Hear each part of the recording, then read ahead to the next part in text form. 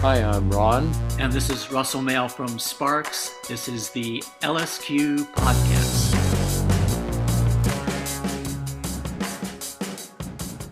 It's so great to meet you guys. Thanks so much for getting up and doing this with me.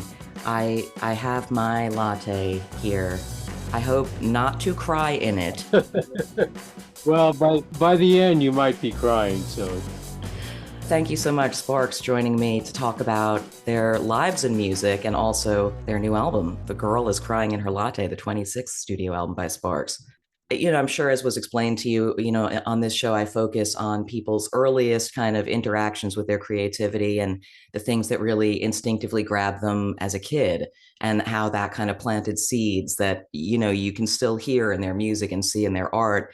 But I also do want to talk a bit about this new album because it's awesome and it's fresh in the world, or will be when this comes out. And for instance, the title track, The Girl is Crying in Her Latte. I mean, for one thing, if you're a Sparks fan, you just see that phrase and you're like, yeah, that sounds like a Sparks song. It's like, you're like that, oh yeah, that's going to be a good one. The girl, tell me more, ... I'm curious, that song specifically, how did it begin? When did that phrase arrive, Ron? And kind of how did the construction of it happen from there?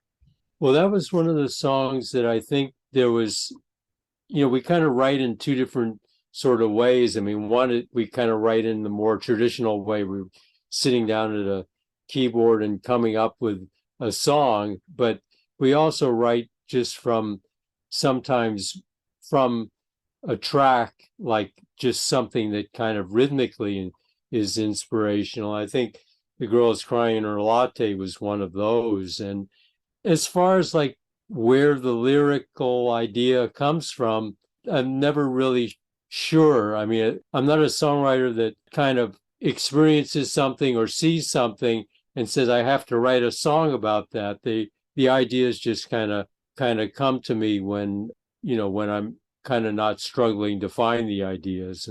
And so that was a case of that. But the image just of kind of that kind of solitude, and also just, you mentioned the ... I mean, I like that, where a title makes you wonder, well, what is kind of behind the scenes of this particular image. And so it made a lot of sense. And then it was really easy to kind of finish the song knowing that was what the song was about, and trying to work backwards and kind of elaborate on that theme.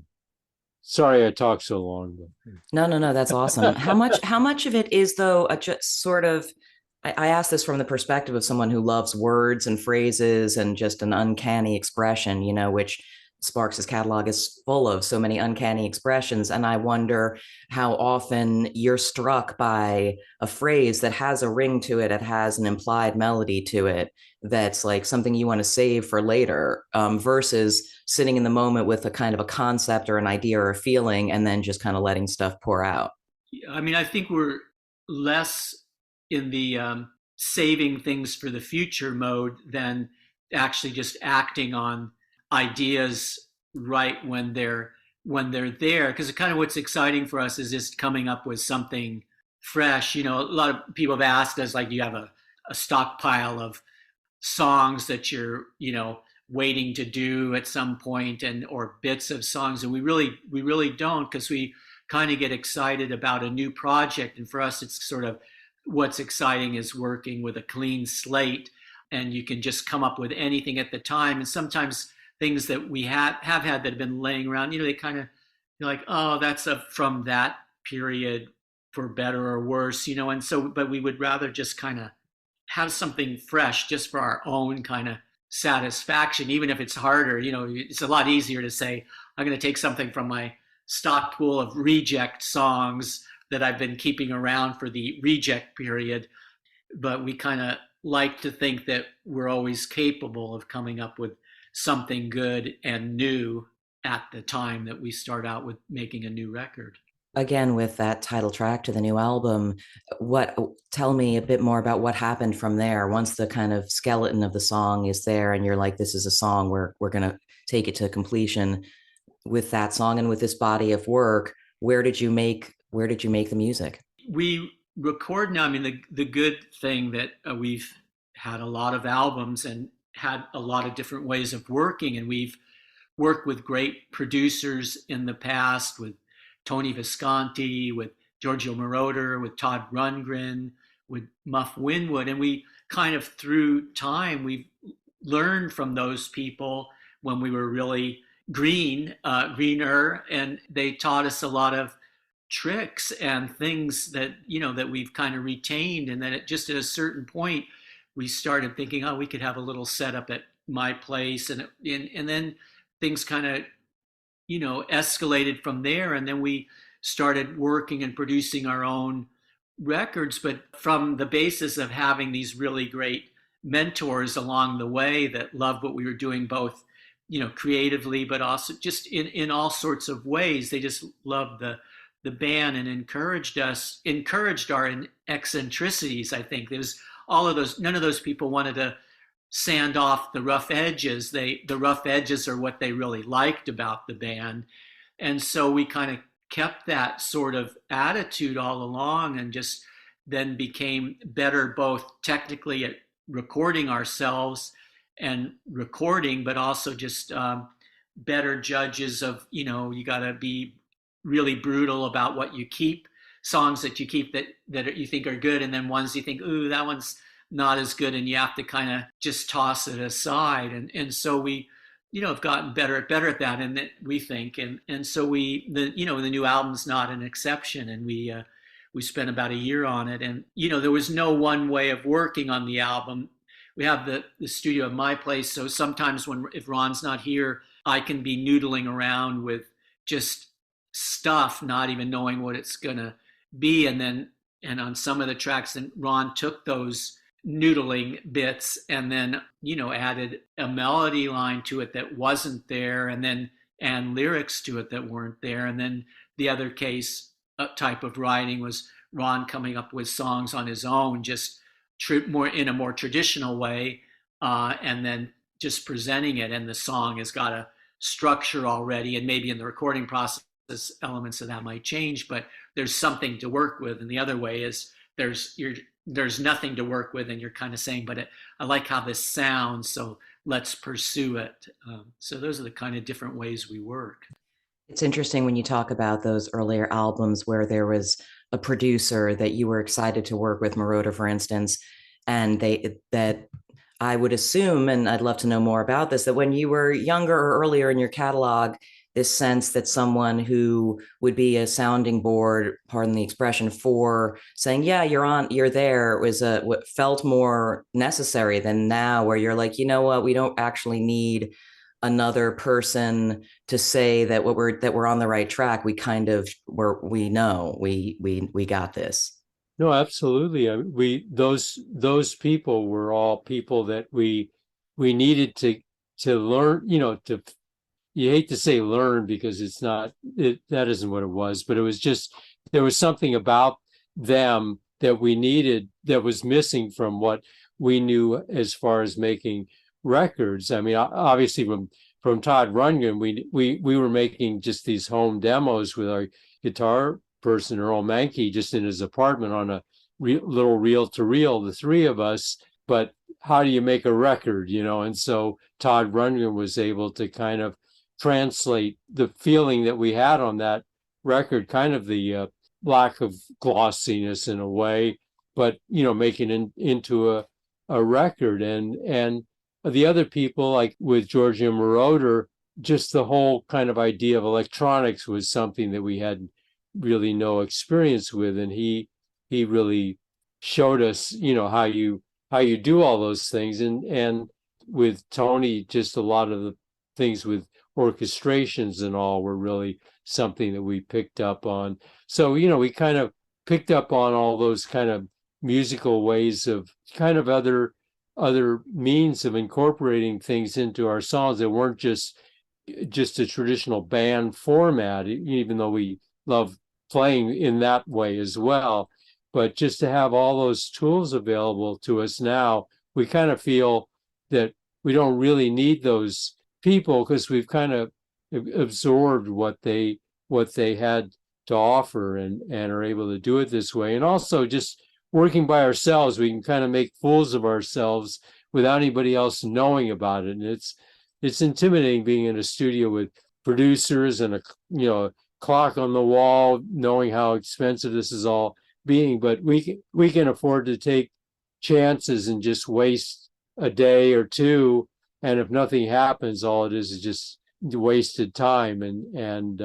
But we've come up with things when we're doing silly things along the way that are kind of evolve into interesting songs. Yeah, it's fascinating. I mean, I think, so I imagine at some point there's like, an extra opinion, as well informed and tasty as it is, can actually be counterproductive, because then that's in your head and you're thinking, oh, maybe they've got something, and it's deviating you in ways that make it feel more high stakes. Like when there's a clock ticking, the stakes feel really high, but in a way, I think part of the beauty, from what I infer from Sparks, part of the beauty is the instinct leading, and not the raising the stakes artificially high for yourselves, where it's just like it's about making what feels honest. It's not about making anything that's like correct by the standards of how long it took, or another person in the room who might say, that's the Sparks song you should be making right now. And I'd love to use that as a way to go back to even before Rundgren and Mankey, to the earlier days, when the first occasions when the two of you remember having this thing that you like what you do now, where there's no one watching and you just have free reign to be silly and make something up. Like, what would have been the earliest things you just spent lots of time making up together? The earliest recording. It was a recording. We got a little disc. They used to have these things, and I'm sure they had them everywhere, but in LA, where you could go in and rent 1 hour worth of time, and you come out of the place with an actual vinyl disc of your recording. And so we did a song called Computer Girl, again ahead of its time, talking about computers way back before computers were a home item. And that was probably the first thing we ever did. And it's not a masterpiece. I like, probably the lyrics are probably the best part about it, because it was speaking about something that, a guy falling in love with this computer, and we didn't even know what computers were at the time, I think. So, we messed around. And like a lot of our pop music education came from we were huge Anglophiles. And so every kind of British band that came to Los Angeles that time, we were, in the front row if we could be, because we were so in awe of that style of music and presentation, as opposed to what was kind of more organically happening in LA. And we just kind of gravitated more to bands that were image and personality, and for us, lyrics of the style that British bands were doing the best, like Ray Davies, the Kinks, and we're doing those sort of lyrics, and Townsend with the early period of Who, where he's writing about tattoos and greyhound dogs at the racetrack and stuff. For us, those sorts of lyrics were really charming and cool, and were different than people were writing about in Laurel Canyon here. And so that our early musical education kind of came from just watching those bands and going, we want to do that someday. And fortunately, we got this crazy offer after the first two albums that we had done with Todd Rundgren and his company, that we got this offer to go to England and relocate, just the two of us, because they liked Ron's songwriting slant, and they liked the vocals, and they liked our aesthetic. And so Muff Winwood said, come to the UK, and Island Records would like to work with you guys. And and so our dream kind of came through to actually, now we were actually could be an English band, so it couldn't have gotten any better. So truly, before Computer Girl, you guys never just wrote something together, like just a little kid comic strip or story, or was that your first collaboration ever?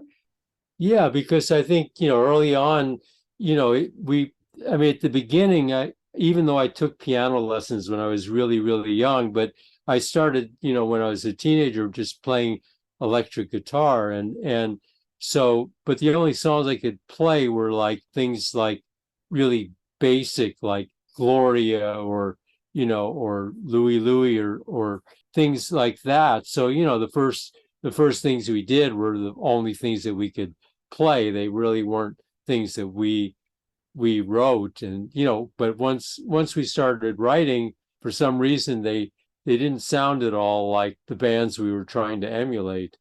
And so, yeah, I'd love to know a bit more about this era when you're little kids and you're going to see these bands. And I know, for instance, as it comes up in the Sparks Brothers documentary, that your mom took you to see the Beatles twice, including schlepping you all the way to Vegas, which is next level. I mean, truly. No. It is. I mean, the fact that it's the Beatles, you know what I mean? In a way, you're like, I don't want to say right place, right time, guys, or whatever, but so any mother that drives a child out of state or anywhere to see a rock and roll or popular music concert, bless. But twice she took these guys to see the Beatles, including driving all the way from LA to Vegas. So young people who may be listening, tell your mothers that story when they don't want to drive you out of state for a concert. Yeah, or also just get another mother, Get another one. So yeah, like, did you see the Kinks or the Who in concert, and tell me about the Where and how that felt? Yeah, we would see like everybody. We saw the first performance, I think, in Los Angeles of Led Zeppelin in Pasadena, at this place called the Rose Palace. It was just like a giant warehouse sort of, and it was pretty phenomenal. And we would always go to the Shrine Auditorium in Los Angeles, where they had these concerts that were three acts on the bill always. They were sort of emulating the San Francisco dance kind of concerts that were going on at that time, but they had them in LA as well. And they would have three acts, and you'd see Pink Floyd playing. That was one of their first times coming to LA.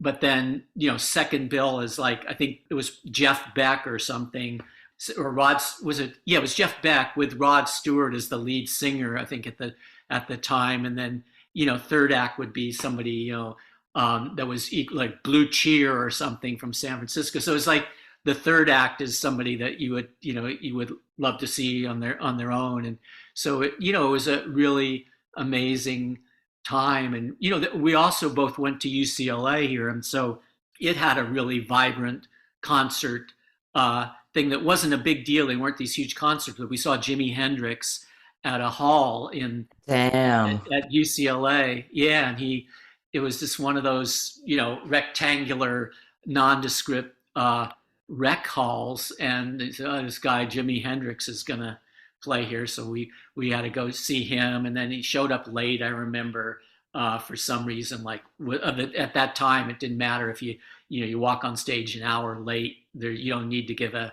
reason or anything. And he just showed up, and I remember him plugging in his guitar, and all of a sudden it's just feeding back, and he's out of control. And it was just extraordinary. We saw Procol Harum there too at UCLA.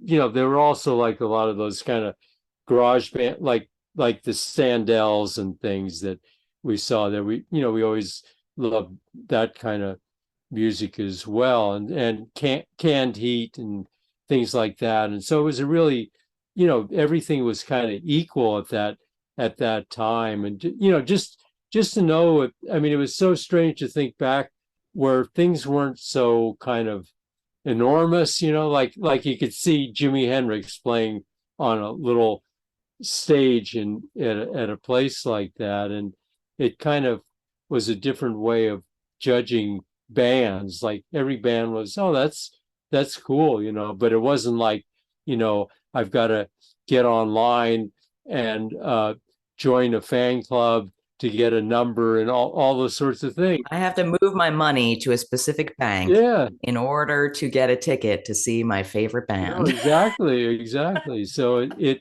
everything was a little bit easier that way. Yeah, I mean, obviously, you can't have known, from the 2023 perspective. I want to say, did you know when you saw Jimi Hendrix that it was Jimi fucking Hendrix? You didn't know. It wasn't apparent at the time.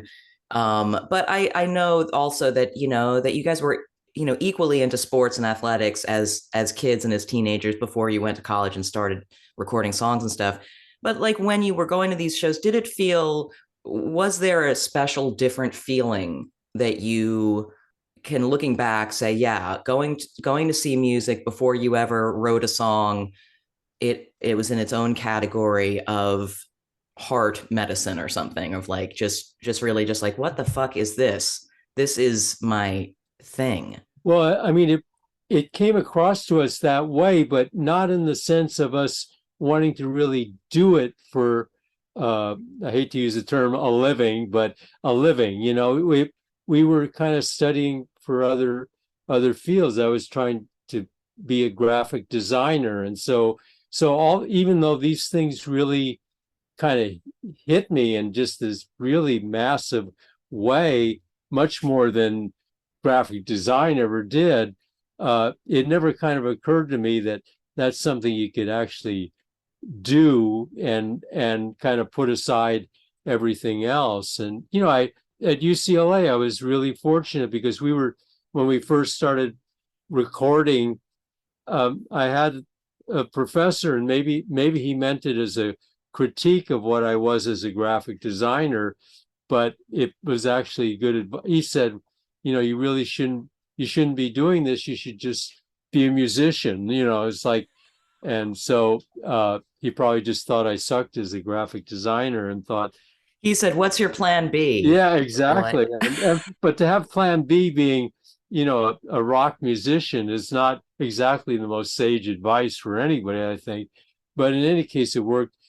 It turned out that way. It never was the direction. And when we saw those bands, it was really inspirational in a general way, but never like, and obviously, as a dream, oh, I would love to be like the Move or the Beach Boys or whoever it was, but it wasn't like you were saying, I'm going to do that, and at a certain point, it kind of morphed into that.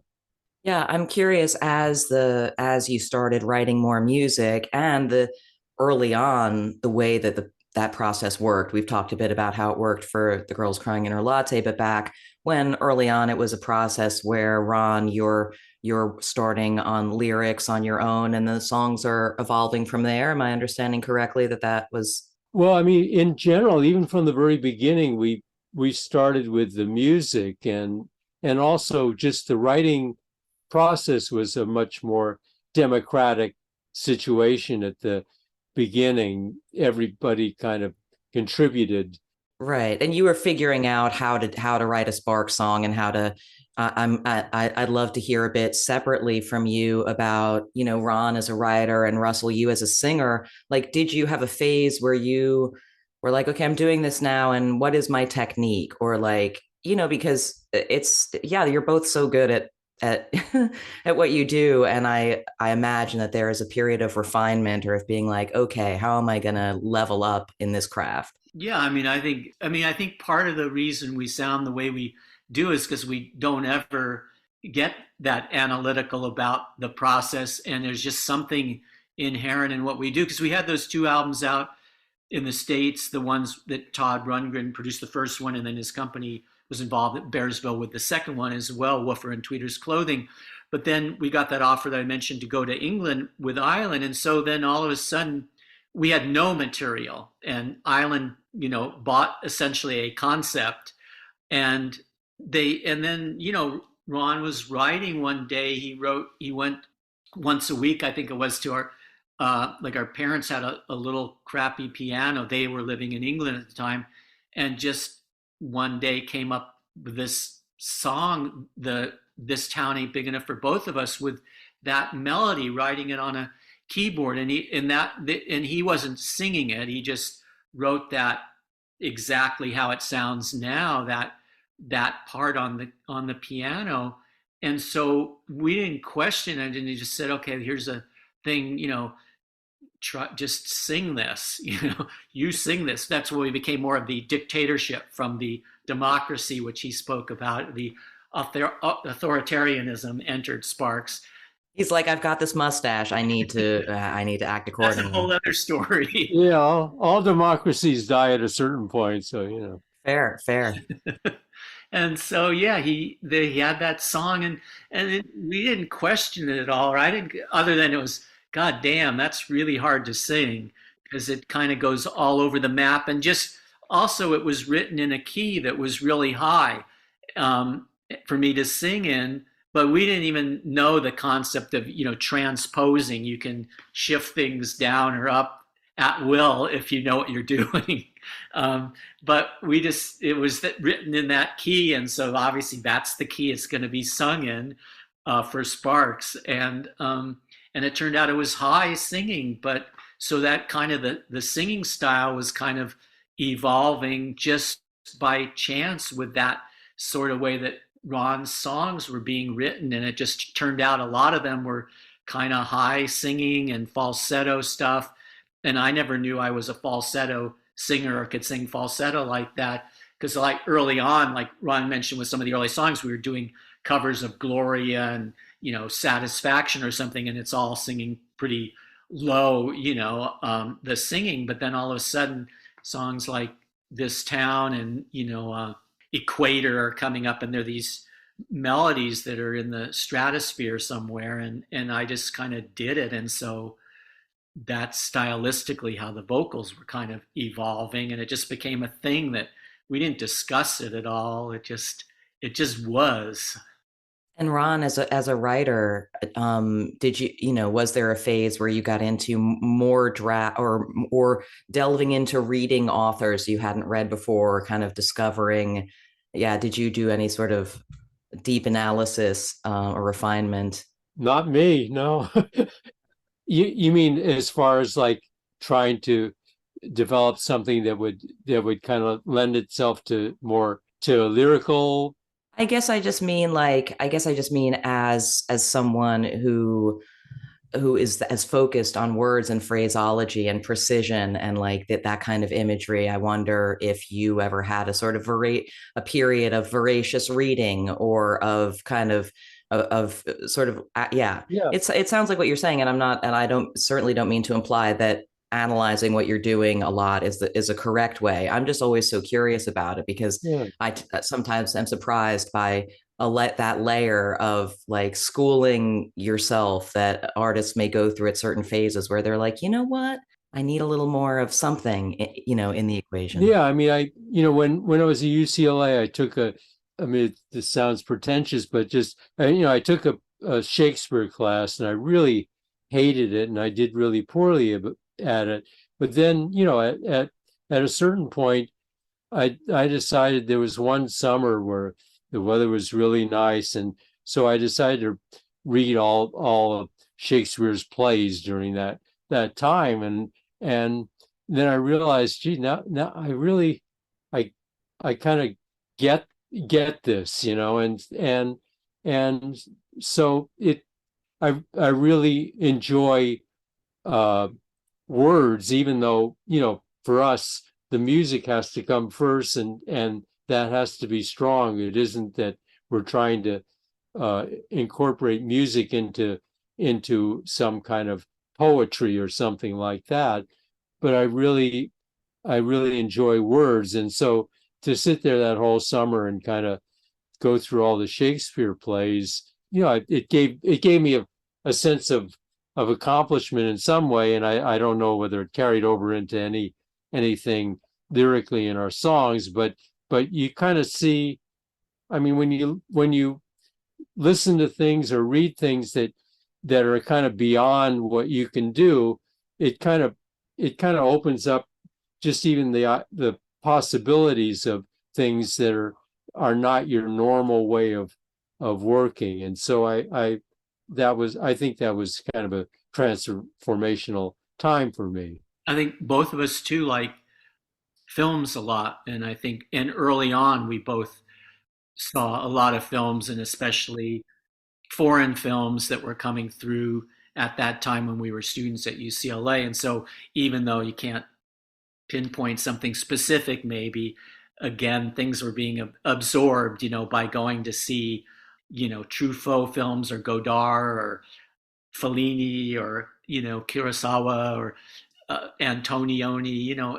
those things kind of really seeped into our veins, and maybe just in some way that helped, in some oblique way, helped to inform some of the writing and just style of what Sparks is. And what about like the live perform, like what was the very first time you guys ever played a show? Tell me what that was like. Yeah, there's the early things. We play at a pizza parlor, and Yeah, I want to know about the pizza parlor. that's like I don't even know if that's worth talking about. It's probably the most humiliating experience that we ever had. But then we played the Whiskey a lot really early on, the Whiskey Go in L.A. And so we always thought that performance, the bands that we like I mentioned earlier, a lot of the British bands, they were, incorporating, it was like a show kind of more, and being stylish and having something more than just good music, and good lyrics were important. And so we kind of were of that school. And so even early on, we did a show at the Whiskey A Go Go. And so we had this one song called Slow Boat. And so we made a paper mache, this giant paper mache boat with, had chicken wire as the frame, kind of like a Rose Parade float, but done Spinal Tap size version of that. And I singing that song. We had a roadie with, we had a rope, and the roadie pulled me across the stage to the boat. This little fake ocean liner came across the stage at the Whiskey Go Go when I sang Slow Boat. And so we thought that was the coolest thing of all time, and so those were the kind of things that we really enjoyed doing, because we thought it was all important in kind of relaying what sort of people we were and what our personalities were and everything. So having an ocean liner on stage in miniature at the Whiskey Go Go, that was important to us.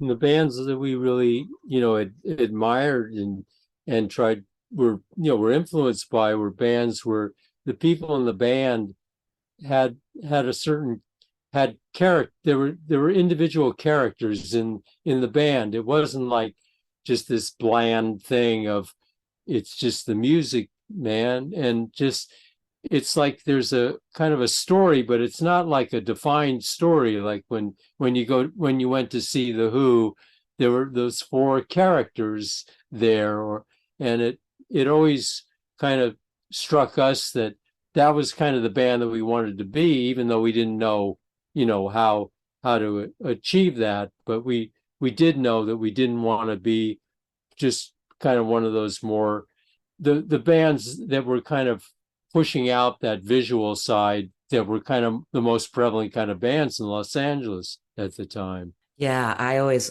think about, I love bands where the members, they're sort of like cartoon superheroes, where you're like that they have their different powers. And one of my all-time favorite bands is The Strokes, and I've always felt that way about them, that you're just like, okay, the visually, and as you say, Ron, it's not that there's any, it's somewhat intangible, you couldn't really put a descriptor on it, but you're like, yeah, exactly. Each one has their power, that's their special magical power, and you're like, ooh, it's there. And everyone has favorites because everyone has their different powers. Then you think about like the grunge era or shoegaze even, or something like that, where there's so much, you can't even see the people, you're not sure what they look like, which I love that shit as well. No, don't get me wrong.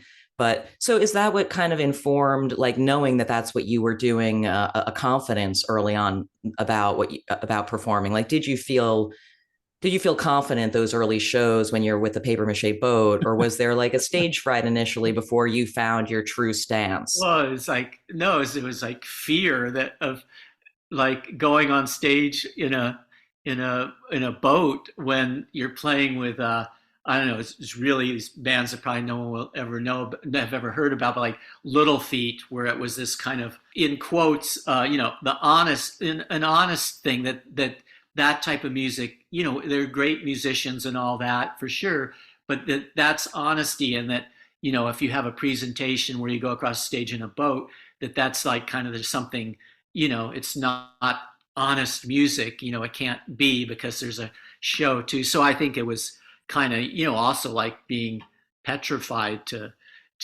dare to do something like that on stage. But we just enjoyed it. And then obviously we didn't have boats on stage anymore after that. But I think what evolved kind of in a way is just that our personalities, like you were just mentioning about you liking, the individual personalities that people have on stage and the bands that you like, that kind of evolved with Sparks as well, where, Ron has his specific thing, whatever that is, and that I have my specific thing.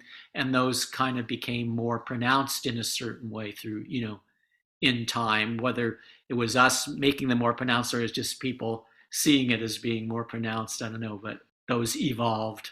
As you're getting ready to start the, tour phase for this new album, which do you prefer, playing shows when you're out on the road or the writing and recording? Well, I mean, the performing side is kind of, I mean, it's certainly not easy, but you at least know what the parameters are of performing. And so in that way, it's really fun, and you can kind of, what has to be done. But the writing process and recording process, you don't have any clue what needs to be done other than you better come up with something incredible or you're in trouble.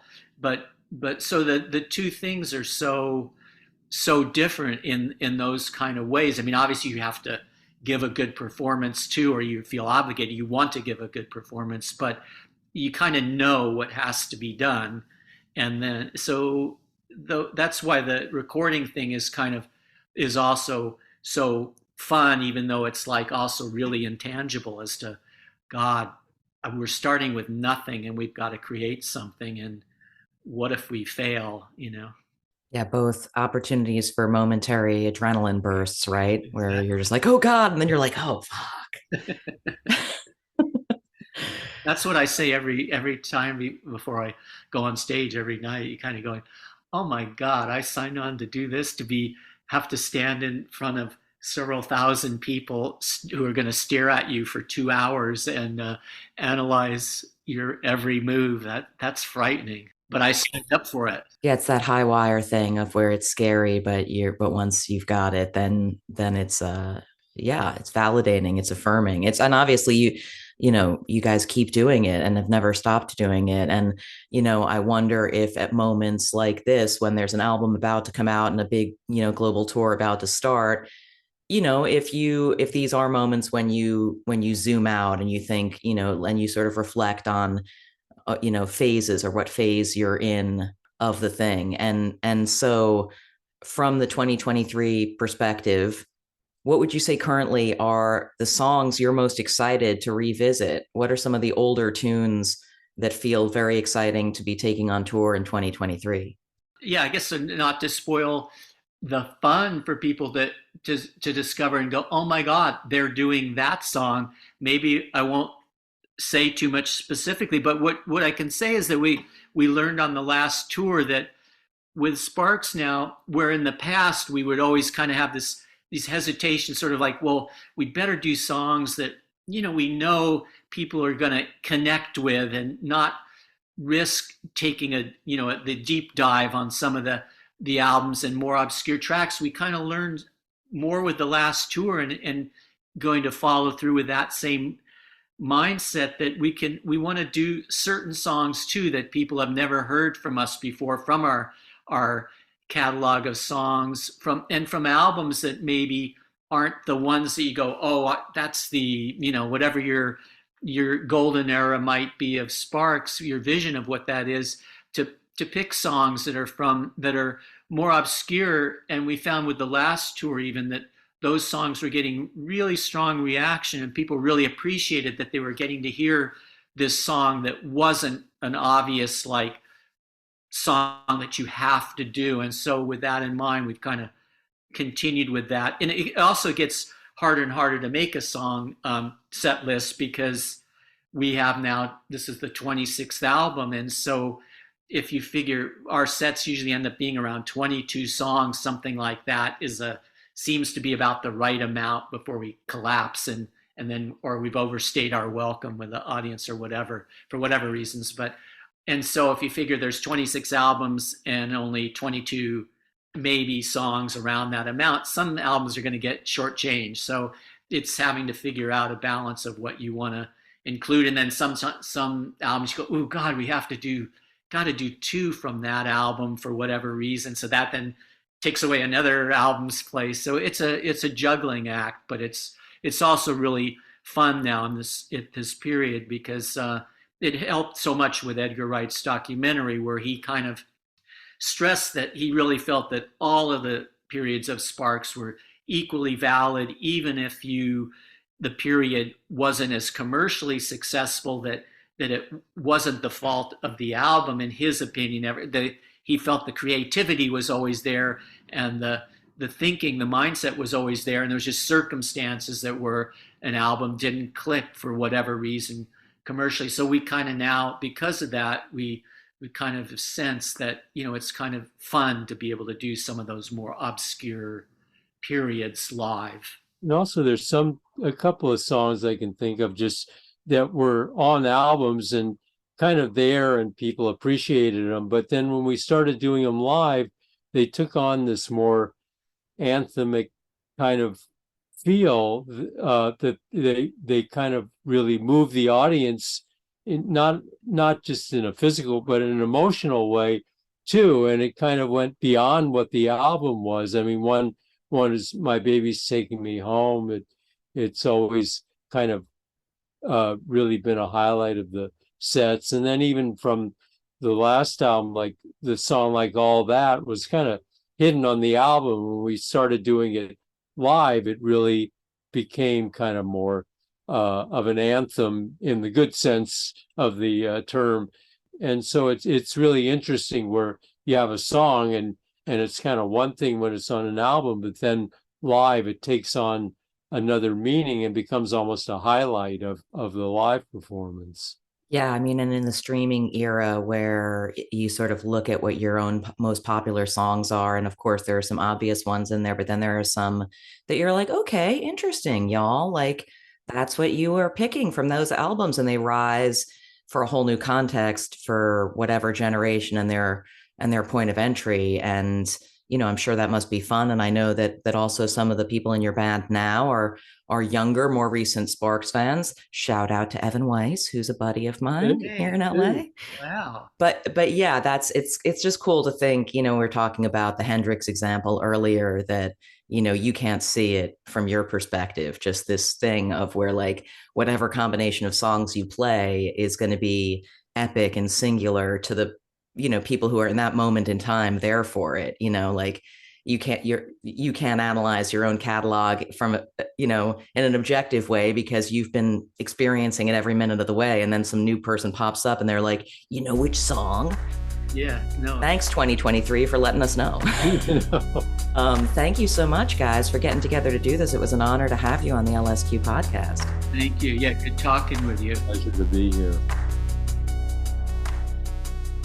The new Sparks album, The Girl Is Crying in Her Latte, is out now, and they have a US tour starting in late June. Get info at allsparks.com. And thanks again to Ron and Russell. That conversation was so sweet. And I'm Jenny LSQ. Thank you for listening to the LSQ podcast, episode 90. And 91 is one of my favorite artists of all time, and also a very good friend, Jenny Lewis.